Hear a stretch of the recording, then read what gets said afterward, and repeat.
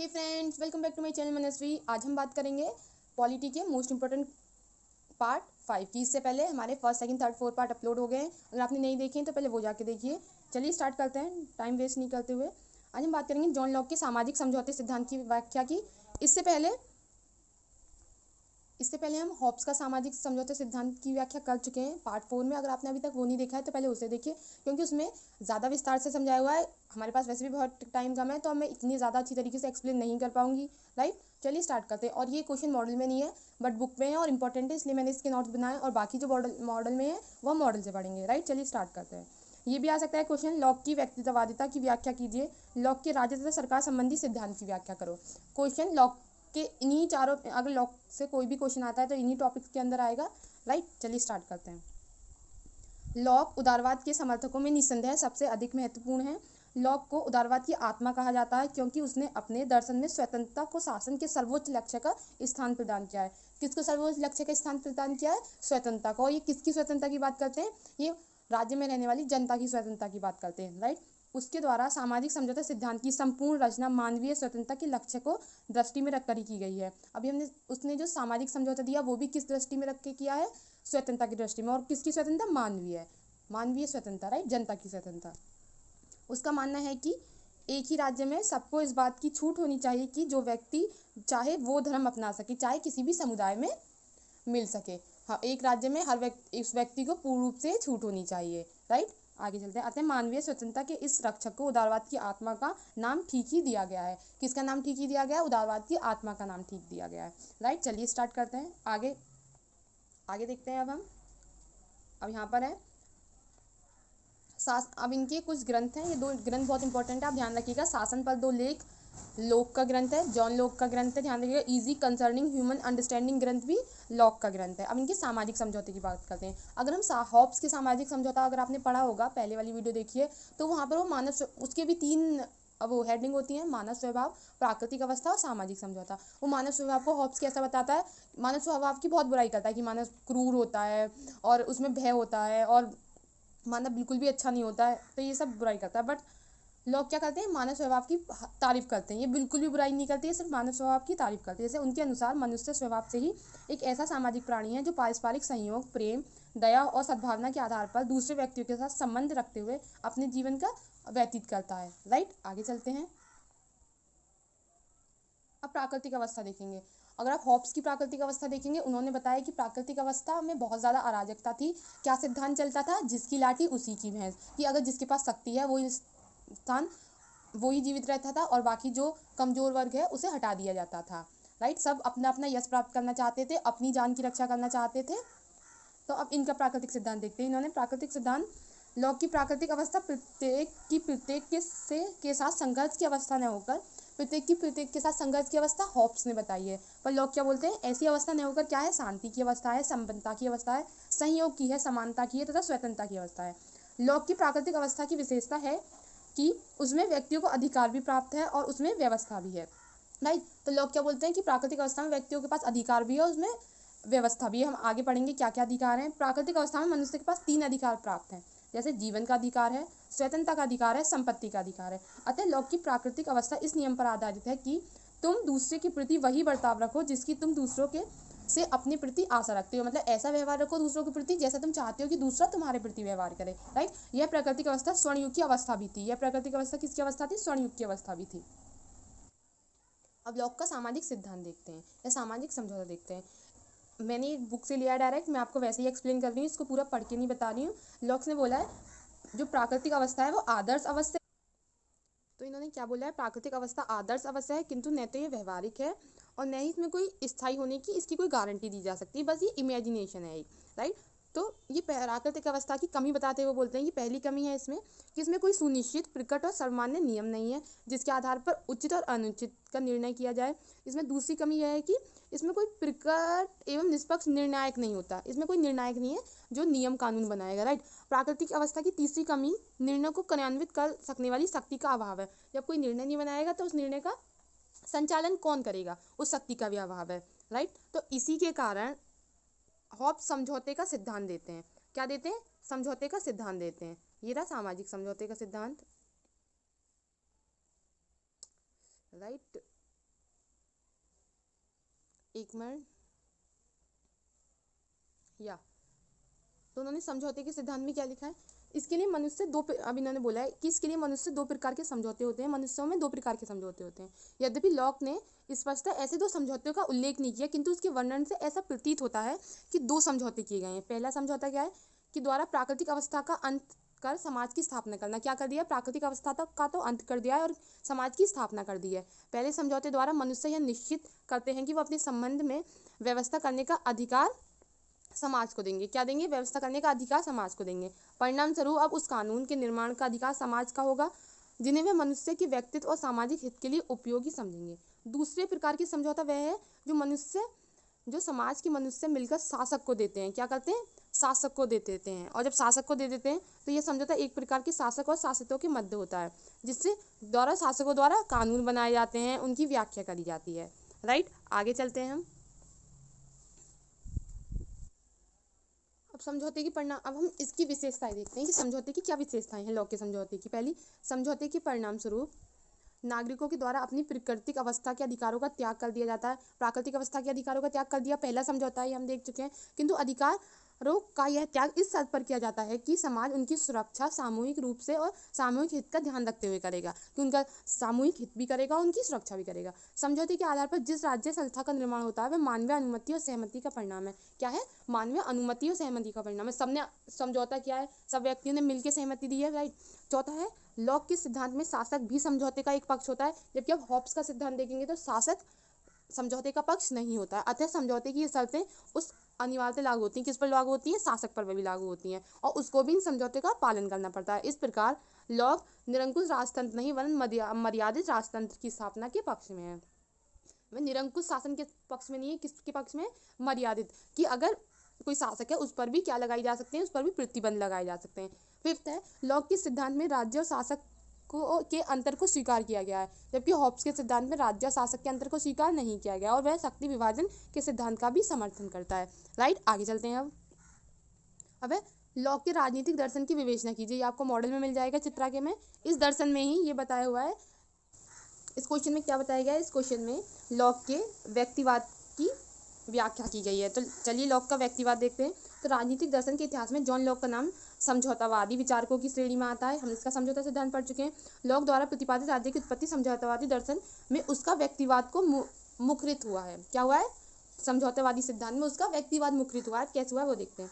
वस्तुतः लॉक का राज दर्शन व्यक्तिवाद पर आधारित है, क्योंकि वो व्यक्ति की स्वतंत्रता चाहता है। तो किसके पर आधारित होगा, व्यक्ति पर आधारित होगा। वाहन के अनुसार लॉक की प्रणाली में प्रत्येक वस्तु व्यक्ति के चारों ओर घूमती है। प्रत्येक वस्तु व्यक्ति की संप्रभुता को निश्चय करती है। संप्रभुता क्या होती है, इससे पहले वाली वीडियो में बात कर चुके हैं। संप्रभुता का मतलब होता है स्वतंत्रता, निश्चय करने का प्रदान करने की बात कही गई है। वाहन ने कहा है कि लॉक की प्रणाली में प्रत्येक वस्तु को इस प्रकार सजाकर रखा गया है कि व्यक्ति की संप्रभुता सुरक्षित रहे। हम इसलिए बोल सकते हैं क्योंकि इसलिए लॉक को उदारवादी की आत्मा भी कहा गया है, क्योंकि इन्होंने व्यक्ति की स्वतंत्रता की बात की है। राइट। लॉक एक व्यक्तिवादी विचारक था। वह राज्य एवं राजा को व्यक्ति के लिए ही समर्पित करता था। राज्य और राजा को किसके लिए समर्पित करता था, व्यक्ति के लिए समर्पित करता था। वरना इससे पहले हम पढ़ चुके हैं कि जनता राज्य के लिए समर्पित होती है। व्यक्ति की स्वतंत्रता लॉक के लिए सर्वोच्च है। उसने संपूर्ण दर्शन का केंद्र बिंदु व्यक्ति को ही बताया है। राइट, आगे चलते हैं। अब हम लॉक के प्राकृतिकवाद की आप वो देखेंगे, विशेषताएं देखेंगे। तो लॉक ने अपने प्राकृतिकवाद में एकमात्र व्यक्तियों का महत्व दिया। जैसे कि हम देख सकते हैं वो प्राकृतिकवाद में सिर्फ व्यक्तियों की बात करता है।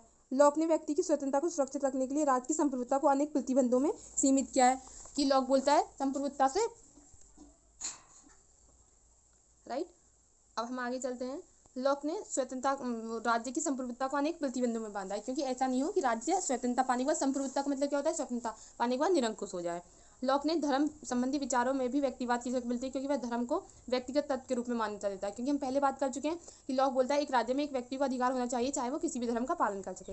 राज्य के विरुद्ध जनता के विद्रोह का अधिकार देकर भी लॉक व्यक्तिवाद का समर्थन करता है। कि लॉक क्या देता है, कि जनता विद्रोह कर सकती है, इसकी आज्ञा देता है। राइट, आगे चलते हैं।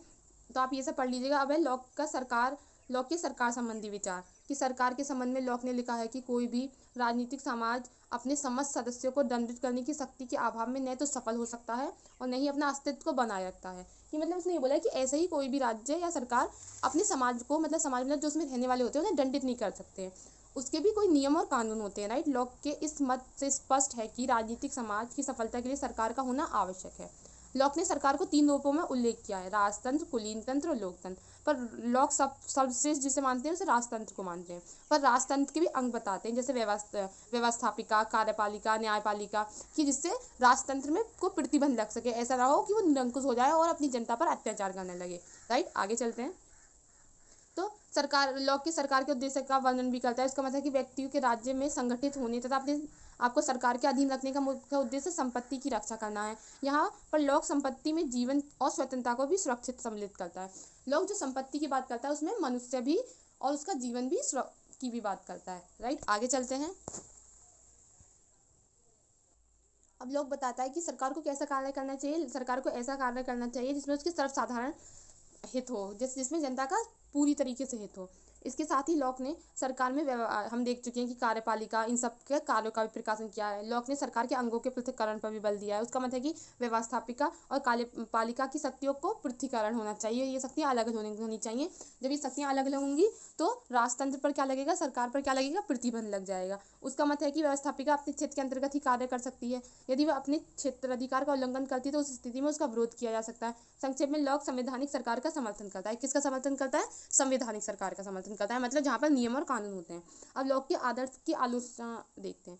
लॉक के राजनीतिक दर्शन में कतिपय दोष भी पाए जाते हैं जो निम्नवत है। पहला, लॉक ने एक ही मानव स्वभाव का वर्णन किया, मतलब एक पक्ष ही किया, क्योंकि लॉक ने सिर्फ मानव स्वभाव के गुणों को देखा है, दोष को नहीं देखा है। दूसरा, हम बोलते हैं कि इसकी जो प्राकृतिक अवस्था है वो अनैतिहासिक है, इसका कोई हमें कहीं वर्णन नहीं मिलता है कि अच्छा उस समय प्राकृतिक अवस्था स्वर्णयुग थी। तीसरा, लॉक की विचारधारा असंगत है और तर्क पर भी आधारित नहीं है। आप उसका जब प्राकृतिक अवस्था देखेंगे वो किसी भी तर्कसंगत आधारित नहीं है। चौथा, लॉक ने राजनीतिक संप्रभुता को स्वीकार करके वैधानिक संप्रभुता को मान्यता नहीं दी है, कि उसने राजनीतिक संप्रभुता को तो स्वीकार किया है पर वैधानिक संप्रभुता को मान्यता नहीं दी है। वैधानिक संप्रभुता मतलब कानूनी ढंग से स्वतंत्रता को मान्यता नहीं दी है। लॉक ये देखने में असफल रहा है कि क्रांति चाहे कितनी भी अनिवार्य हो कभी भी वैध नहीं हो सकती। क्योंकि क्रांति क्या है, क्योंकि लोग बोलते हैं कि समाज को अधिकार है सरकार के प्रति विद्रोह करने का, तो ये बोलते हैं विद्रोही क्या है, क्रांति है। कि क्रांति चाहे कितनी भी अनिवार्य हो पर वो वैधानिक नहीं हो सकती, वैध नहीं हो सकती। वैध मतलब सही नहीं हो सकती। राइट, आगे चलते हैं। लॉक राज्य और समाज के अंतर को भी स्पष्ट करने में विफल रहा है। लॉक के संपत्ति संबंधी विचार वर्तमान युग में व्यवहारिक प्रतीत नहीं होते हैं। लॉक की व्यक्तिवादी धारणा भी भ्रामक है। लॉक के राजनीतिक विचारों में भी विरोधाभास दिखाई देता है। तो यहाँ पर ये सब इनकी आलोचना की गई है। हम आलोचनाओं को और डिटेल में नहीं देख रहे हैं वरना वीडियो बहुत बड़ा हो जाएगा। राइट, आगे चलते हैं। अब सामाजिक समझौता सिद्धांत, ये लॉक का ही सामाजिक समझौता सिद्धांत है जो यहाँ पर शॉर्ट में लिखा है। तो लॉक का सामाजिक समझौता सिद्धांत हम पढ़ चुके हैं। अब लॉक के राज्य तथा धर्म संबंधी विचार देखते हैं। तो लॉक धर्म को एक व्यक्तिगत तत्व मानता है, जैसे कि हम देख सकते हैं, क्योंकि लॉक कहता है एक राज्य का में प्रत्येक व्यक्ति को अधिकार है चाहे वो किसी भी धर्म को पालन कर सकता है। फिर भी वह राज्य और धर्म में समन्वय करने का आवश्यक मानता है। समन्वय मतलब तालमेल बैठाना आवश्यक मानता है। अब लॉक के राज्य की विशेषताएं देखते हैं। पहली विशेषता है राज्य मानव कल्याण के एक साधन मात्र। राज्य क्या है कि वो मानव का साधन है, मानव के लिए काम करेगा। सेकंड क्या है, राज्य का आधार क्या है, जन सहमति है। अगर जन सहमति नहीं होगी तो राज्य नहीं होगा। थर्ड क्या है, सीमित सत्ता वाला राज्य। वो लॉक क्या बोलता है, सरकार को प्रतिबंधों से बांध देता है, तो क्या हो जाती है, सत्ता सीमित हो जाती है। ये सब हेडिंग से अगर एग्जाम में आता है तो आप इनके अंदर ऐसा ही लिखेंगे, संवैधानिक राज्य। लॉक ने हमेशा ही बात की है कि राज्य क्या होना चाहिए, वैध होना चाहिए, संवैधानिक होना चाहिए, वहाँ पर नियम और कानून होने चाहिए। पांचवा, क्रांति या राज्य के विरोध का अधिकार। लॉक क्या देता है, लॉक जनता को क्रांति और विरोध करने का भी अधिकार देता है सरकार के प्रति। राइट, आगे चलते हैं। चलिए हम देखते हैं रूसो के बारे में। ये क्वेश्चन है, रूसो समानता और मानववाद की महत्ता का प्रतिपादक है, वर्णन करो। रूसो के सामाजिक समझौते के सिद्धांत की व्याख्या करो। रूसो के सामान्य इच्छा संबंधी सिद्धांत की आलोचनात्मक व्याख्या करो। राइट, चलिए देखते हैं तो हम इस क्वेश्चन का आंसर। और रूसो की सामान्य इच्छा संबंधी सिद्धांत की आलोचनात्मक व्याख्या करो, ये सब हम पढ़ चुके हैं। चलिए देखते हैं। तो राजनीतिक विचारों में के इतिहास में समानता और सामान्य व्यक्ति में विश्वास की भावना से कोई इतना घनिष्ठ रूप से संबंध नहीं था जितना कि रूसो का संबंध था। ठीक है, किससे, समानता से। समानता की इसी धारणा के आधार पर रूसो को प्रजातंत्र का संदेशवाहक समझा जाता है और अपने ही विचारों के आधार पर रूसो ने फ्रांस की क्रांति के जनक का कार्य किया। क्या किया, फ्रांस की क्रांति का जनक का कार्य किसने किया, रूसो ने किया। अब इन्होंने भी सामाजिक समझौता दिया है। उस सामाजिक समझौते के 3 ही वो हैं, मानव स्वभाव है, प्राकृतिक स्वभाव है और सामाजिक समझौता है। राइट, चलिए आगे देखते हैं। सामाजिक समझौता भी पढ़ेंगे, रूसो का सामाजिक समझौता। पहले प्राकृतिक स्वभाव देख लेते हैं, बस ऐसे ही देख लेते हैं, प्राकृतिक स्वभाव नहीं, पहले मानव स्वभाव देखते हैं। राइट, तो मानव स्वभाव क्या, बस इन्होंने यही बोला है। जैसे हॉब्स ने मानव का स्वभाव कैसा बताया है कि क्रूर होता है, निर्दयी होता है, लड़ाई झगड़ा करता रहता है, अच्छा प्राणी नहीं होता। और यही जॉन लॉक ने, अभी हमने बात की, उन्होंने मानव का स्वभाव कैसे बताया कि मानव बहुत अच्छा होता है, दयावान होता है, लोगों के साथ मिलकर रहता है। बट रूसो ने इन दोनों को ही नहीं माना है, उन्होंने बिल्कुल अलग अपनी एक्सप्लेन किया है मानव स्वभाव को। उन्होंने बोला है मानव स्वभाव बिल्कुल विवेकशील होता है और वो किसके समान होता है, वो पशु की तुल्य होता है। किसके समान होता है, मानव का स्वभाव पशु, लगभग पशु के तुल्य होता है।